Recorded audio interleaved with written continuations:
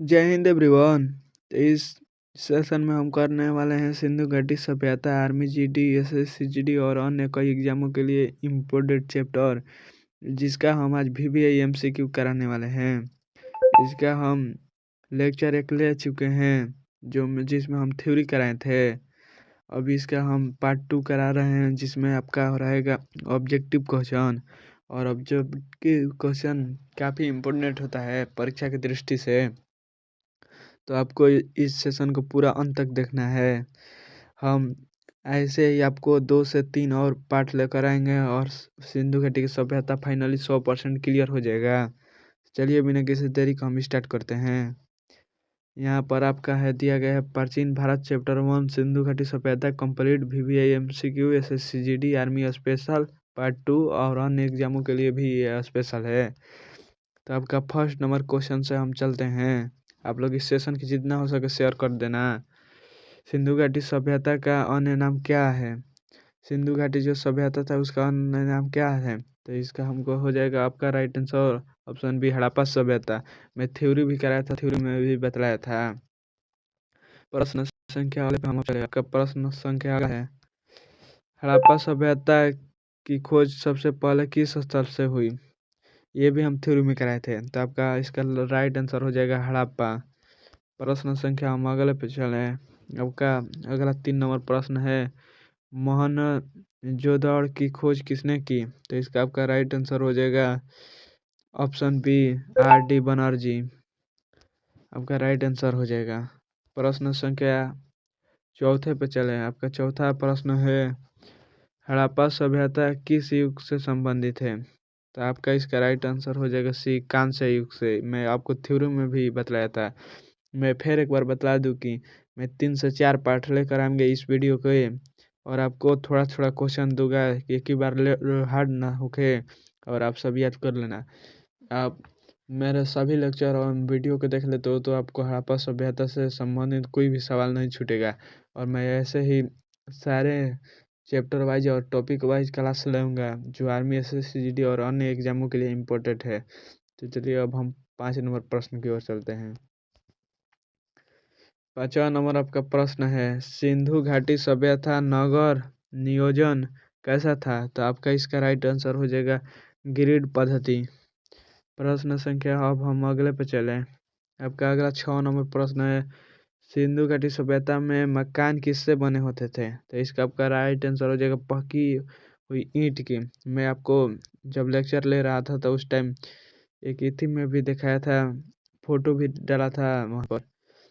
अब आपका प्रश्न संख्या अगला है। आपका अगला प्रश्न है, ग्रेट बांध किस उद्देश्य से बना था? तो इसका राइट आंसर हो जाएगा स्नान, धार्मिक अनुष्ठान। प्रश्न संख्या हम अगले पे चले। आपका 8वां नंबर प्रश्न है, सिंधु घाटी सभ्यता का सबसे बड़ा स्थल कौन सा है? तो इसका आपका राइट आंसर हो जाएगा राखी गढ़ी। सिंधु घाटी सभ्यता का सबसे बड़ा स्थल है राखी घाटी।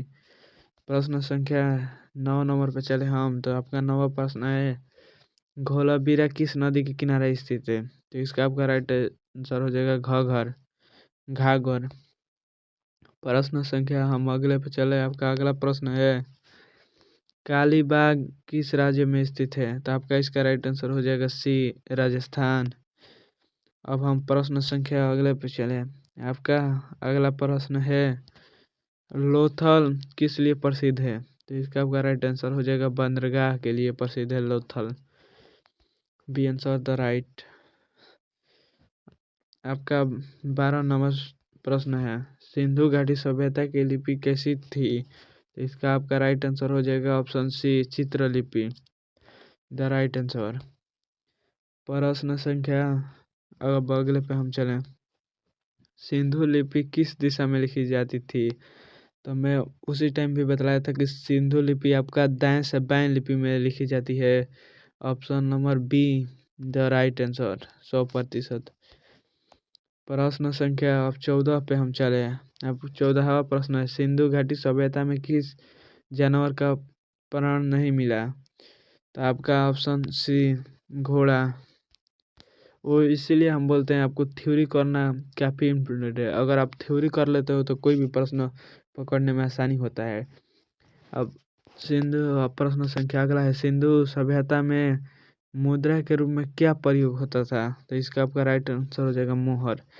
अब आप सब बताइए कि आपका हम लगभग 15 प्रश्न करा दिए इस सेशन का आधा प्रश्न। तो आपका 15 प्रश्न में से कितना प्रश्न सही हुआ आप लोग कमेंट कर देना। प्रश्न संख्या 16 पे चले। 16 नंबर प्रश्न है आपका, हड़प्पा सभ्यता में अर्थव्यवस्था किस पर आधारित थी?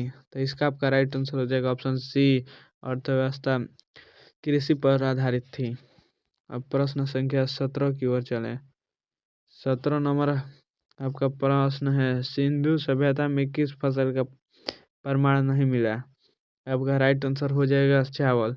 हम आपको उस टाइम बताए थे कि गेहूं भी मिला था, जौ भी मिला था, कपास भी मिला था, बस चावल का वर्णन उसमें नहीं किया गया था। तो इसीलिए आपका राइट आंसर हो जाएगा चावल। प्रश्न संख्या अगला है, कपास की खेती सबसे पहले कहाँ हुई? तो इसका आपका राइट आंसर हो जाएगा ऑप्शन सी, भारत। प्रश्न संख्या अगला पे चले। 19 नंबर प्रश्न है आपका, सिंधु घाटी सभ्यता के लोग किस देवता को पूजा करते थे? तो इसका आपका राइट आंसर हो जाएगा पशुपति। वहाँ के जो लोग थे वो पशु को बहुत ज़्यादा मानते थे और उनकी पूजा और देखभाल करते थे अच्छे से। प्रश्न संख्या आपका अगला है, ये भी मैं थ्योरी में करा चुका हूँ, मृत देवी की पूजा किस रूप में होती थी? तो इसका आपका राइट आंसर हो जाएगा मिट्टी। मैं फोटो भी लगा कर उस टाइम बतलाया था कि मृत देवी ये है, इनका पूजा मिट्टी के रूप में किया जाता है। आपका प्रश्न संख्या 21 है। आपका 21 नंबर प्रश्न है, हड़प्पा सभ्यता में सौदाह के स्थान पर क्या प्रचलित था? तो इसका आपका राइट आंसर हो जाएगा ऑप्शन डी, दफनाना। मैं इस सेशन को छोटा ही करूँगा क्योंकि आप लोग लंबे वीडियो ज़्यादा देर तक नहीं देखते हो, तो इसीलिए हम इसको छोटा ही करेंगे। और आप लोग कहेंगे तो हम अगले सेशन में आपका पूरा ऑब्जेक्टिव जितना रहेगा इसमें जितना कर कर आ जाऊँगा, उसमें कम से कम 100 ऑब्जेक्टिव रहने वाला है, तो वो आप कर लेना। उसके बाद आपका ऑब्जेक्टिव ले सब खत्म हो जाएगा। अब प्रश्न संख्या अगला है आपका, सिंधु घाटी सभ्यता के जल निकासी व्यवस्था कैसी थी? तो इसका आपका राइट आंसर हो जाएगा उत्कृष्ट। आपका प्रश्न संख्या 23 है। 23 नंबर प्रश्न में दिया है, अनगर जनरी कहाँ मिला? तो इसका आपका राइट आंसर हो जाएगा हड़प्पा में मिला था। आपका अगला प्रश्न है 24 नंबर, सिंधु सभ्यता के लोग किस धातु से परिचित नहीं थे? तो इसका आपका राइट आंसर हो जाएगा लोहा। वहाँ पर सारा चीज मिल गया था, तांबा, कांसा, सोना, बस वे लोग लोहा से परिचित नहीं थे। आपका प्रश्न संख्या 25 नंबर है। 25 नंबर में दिया गया है, सिंधु घाटी सभ्यता का पतन किस कारण से हुआ माना जाता है? तो आप सबको मैं बतला दूं कि वहाँ पर आर्यों का आक्रमण भी था, जलवायु परिवर्तन भी था, बाढ़ भी था, तो इसीलिए इसका राइट आंसर हो जाएगा उपयुक्त सभी, option number D the correct answer. अब प्रश्न संख्या अगले पे हम लोग चलें। अगला प्रश्न है, हड़प्पा सभ्यता का समय काल क्या था? ऑप्शन ए 4000 से 3000 ईस्वी पूर्व, 3000 से 2500 ईस्वी पूर्व, 2500 से 15 ईस्वी पूर्व, 1500 से 1000 ईस्वी पूर्व। तो इसका आपका राइट आंसर हो जाएगा ऑप्शन सी, करेक्ट आंसर, 1500 से 1000 ईस्वी पूर्व में। उस समय जब आपका थ्योरी पढ़ा रहा था तो फर्स्ट में बतलाया था ये प्रश्न को। आप सब अगर थ्योरी नहीं देखे हो तो थ्योरी भी एक बार जरूर देख लेना। मैं प्ले लिस्ट एक ही प्ले लिस्ट में हड़प्पा सभ्यता कर दूंगा। बोला सिंधु घाटी सभ्यता, सॉरी हड़प्पा सभ्यता नहीं, हड़प्पा सभ्यता इसके बाद मैं कराऊंगा। अब अगला आपका प्रश्न है, हड़प्पा सभ्यता का समाज कैसा थे? मैं भूल गया, हड़प्पा सभ्यता ये दोनों एक ही होता है। आपका राइट आंसर हो जाएगा शांति प्रिय। अब आपको प्रश्न संख्या अगले पे हम ले चलते हैं, सिंधु घाटी सभ्यता में व्यवहार किससे होता था? व्यापार किससे होता था? तो व्यापार आप सबको पता होगा कि यहाँ पर ऑप्शन सी हो जाएगा, मिसपोटियम से होता था। ये जितने भी आंसर है सब मैं किताब से एमसीक्यू छाटा हूँ, उसके बाद टाइपिंग किया है तब आपको दे रहा हूँ। बहुत मेहनत लगता है ये सब करने में। तो आप लोग वीडियो को शेयर कर देना और चैनल को नहीं सब्सक्राइब किए हुए तो कर लेना एक बार। आपका 29 नंबर प्रश्न है, कांस्य किसकी मिश्रण है? तो आप लोग को पता होगा, तांबा प्लस टीन का कांस्य मिश्रण है। अब आपका लास्ट क्वेश्चन बचा है, क्वेश्चन नंबर 30। सिंधु घाटी सभ्यता में प्रशासन किस प्रकार का था? तो आपका ऑप्शन ए लोकतांत्रिका, राजतंत्र का, केंद्रीकृत, ज्ञात न। तो इसका आपका राइट आंसर हो जाएगा ज्ञात न। तो मैं 30 प्रश्न फाइनली ख़त्म कर दिया। आप लोग बतलाना कि आपका 30 प्रश्न में से कितना सही हुआ। आप लोग एक बार ज़रूर कमेंट में बतलाना 30 में से आपका कितना सही हुआ।